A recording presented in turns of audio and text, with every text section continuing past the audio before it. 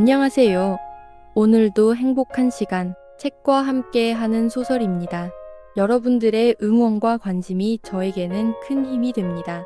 오늘 소설 채널의 또 다른 이야기 코너에서 여러분과 함께 할 작품은 검은 집의 사냥꾼입니다. 끝까지 함께 해주세요. 지금 시작합니다.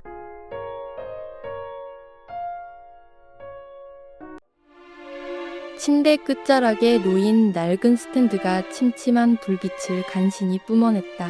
민주는 그 아래 텅 빈 눈동자로 컴퓨터 화면을 응시하고 있었다. 그의 얼굴은 며칠 밤낮을 세운 듯 수척했고 턱수염은 거뭇하게 자라 있었다. 화면에는 강태수의 이름 석자가 버젓이 박힌 뉴스 기사들이 즐비했다. 전세 사기 무혐의, 재벌가 사위 강씨, 사업 확장 선언. 기사의 문구 하나하나가 칼날이 되어 그의 심장을 후벼 팠다. 합법적인 시스템으로는 결코 저들을 잡을 수 없어. 그는 스스로에게 나지막이 속삭였다. 목이 쉬어 갈라진 목소리였다. 법률사무소에서 들었던 차가운 판례들, 경찰서 형사들의 무력한 한숨, 그리고 아내의 초점 없는 눈빛이 그의 뇌리에서 번개처럼 스쳐 지나갔다. 책상 위. 지혜와 함께 웃던 결혼사진을 무심코 바라봤다. 먼지가 앉은 유리액자 속 행복했던 두 사람의 모습이 잔인하게 다가왔다. 왼손 엄지손가락이 액자 위를 스치자 차가운 먼지가 묻어났다. 그는 고개를 힘껏 저었다. 그 행복은 더 이상 존재하지 않았다. 이 엉망진창의 패망한 삶을 끝내려면 내가 그들보다 더 교활하고 더 잔혹한 사기꾼이 되어야 한다. 단단하게 굳어진 그의 입술 사이에서 비장한 결의가 흘러나왔다. 그는 끓어오르는 복수심에 가슴이 답답했지만 동시에 자신이 가장 혐오하는 존재, 바로 사기꾼이 되어야 한다는 현실의 역겨움을 느꼈다. 찢어지는 듯한 내면의 비명이 터져 나올 것 같았다. 그의 왼손은 주먹을 쥐었다 폈다를 반복하며 책상을 탁탁 쳤다. 탁, 탁, 탁. 규칙적인 소리가 고요한 방을 채웠다. 이것은 복수를 향한 전진인가? 아니면 또 다른 나락으로의 추락인가? 그의 심장은 격렬하게 요동쳤다. 그날부터 민주는 이전과는 완전히 다른 사람이 되었다. 아침 해가 뜨고 달이 다시 떠오르는 것을 알지 못할 정도로 영구에 몰두했다. 낡은 아파트의 한 구석, 불도 잘 들어오지 않는 방에 틀어박혔다. 방에는 컴퓨터 모니터의 푸른 빛만이 유일한 광원이었다. 그의 방에서는 라면 냄새와 커피 찌꺼기 냄새가 섞여 독한 아우라를 풍겼다. 그는 며칠 밤낮으로 사기꾼들의 수법을 연구하고 관련 법률과 금융구조를 파고들었다. 컴퓨터 화면에는 온갖 법조항과 금융흐름도가 마치 그들에게 가는 길을 안내하는 지도처럼 보였다. 펜은 쉴 새 없이 종이 위를 내달렸고 그의 눈은 한밤중에도 활활 타오르는 불꽃처럼 번득였다. 책상 위에는 금융사기 관련 서적, 심리학 논문, 범죄 수법 분석 보고서 등이 산더미처럼 쌓여 있었다. 그는 책장을 찢어낼 듯 페이지를 넘겼고 이해되지 않는 부분은 빨간 펜으로 밑줄을 그으며 되새기고 또 되새겼다. 마치 해부학자가 시신을 해부하듯 전세 사기라는 거대한 암덩어리의 구조를 파헤쳤다. 공범들의 역할, 명예대여의 함정, 자금 세탁의 경로, 핏기 없는 얼굴로 그는 사악한 지식들을 집요하게 흡수했다. 먹지도 자지도 않았다.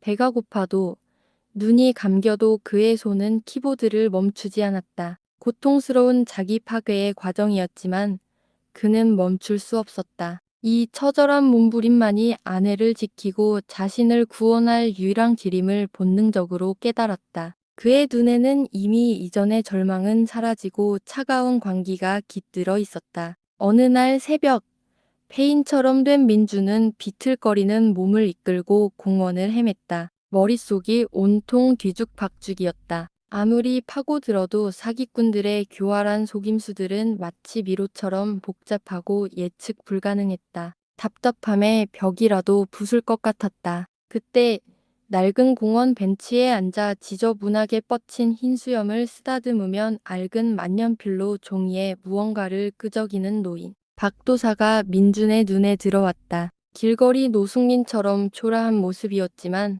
그의 눈빛은 꿰뚫어 보는 듯 깊었다. 지저분한 옷차림과는 달리 그의 손에는 늘 낡은 만년필과 종이 뭉치가 들려 있었다. 민준은 마치 홀린 듯 그에게 다가섰다. 그의 그림자가 박도사의 어깨를 덮었다. 자네 눈에는 도끼가 가득하군. 박도사는 고개를 들지도 않고 중얼거렸다. 그의 목소리에는 연륜과 함께 날카로움이 서려 있었다. 그의 묵직한 시선이 민준의 가장 깊은 곳까지 꿰뚫는 듯했다. 잃은 것이 무엇인가? 얻고 싶은 것은 무엇이지? 민준은 숨을 들이켰다.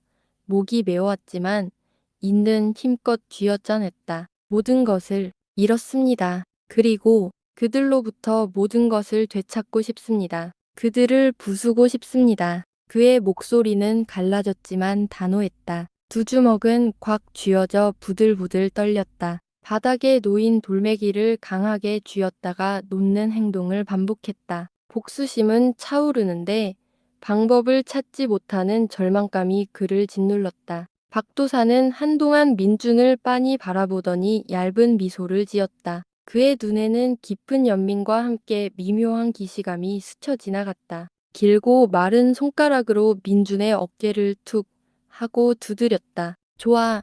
합법은 무법자를 막을 수 없어. 법이 보호하지 못하는 이들을 위해 너는 스스로 법이 되어야 한다. 박도사는 민준에게 사기꾼들의 심리, 인간의 탐욕을 이용하는 방법, 거대한 금융 흐름을 읽는 눈, 그리고 무엇보다 그들처럼 사고하고 움직이는 법을 가르쳤다. 낡은 창고, 허름한 커피숍 구석, 버려진 공원 벤치 등 온갖 장소에서 둘은 밤낮으로 머리를 맞대고 대화했다. 박도사의 목소리는 마치 흐르는 물처럼 부드러웠지만 그가 가르치는 지식들은 날카로운 칼날 같았다. 민주는 고통스러운 훈련을 통해 점차 사기꾼의 사냥꾼 칸 아터스트 헌터로 변모해갔다. 시간이 흐를수록 민준의 눈에는 이전의 절망은 사라지고 차가운 광기가 깃들기 시작했다. 핏기 없던 얼굴에는 복수의 그림자가 드리워졌다. 그는 더 이상 주먹을 부들부들 떨며 무력감을 느끼는 과거의 피해자가 아니었다.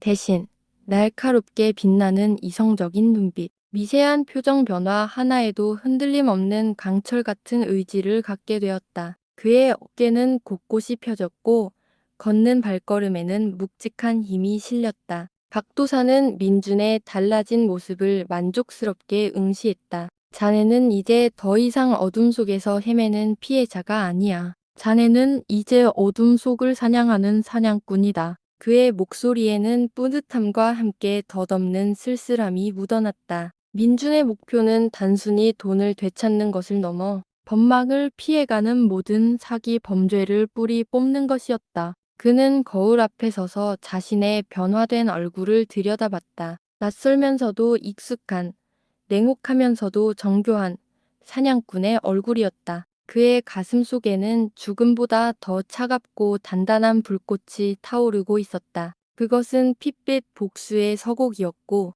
동시에 새로운 정의를 향한 맹렬한 의지였다. 밤하늘의 차가운 별빛 아래 검은 집의 사냥꾼이 조용히 탄생했다. 민주는 더 이상 혼자가 아님을 본능적으로 깨달았다. 박도사에게서 사기꾼들의 세계를 배우며 그는 자신의 한계를 직시했다. 단단하게 벼려진 칼날 하나만으로는 거대한 암벽을 부술 수 없었다. 자신처럼 상처받았지만 각자의 자리에서 특별한 능력을 지닌 이들이 필요했다. 그의 뇌리에는 박도사가 불쑥 던졌던 한마디가 맴돌았다. 상처받은 자만이 다른 상처를 진정으로 이해할 수 있다. 그들의 분노가 내 칼날을 더 예리하게 만들 것이다.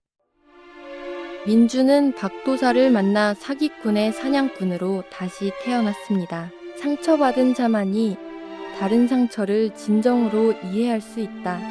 박도사가 남긴 이 말을 우리 사회를 살아가는 사람들에게도 들려는 말 같습니다. 뒷이야기는 다음 영상에서 계속됩니다. 끝까지 함께 들어주셔서 감사합니다.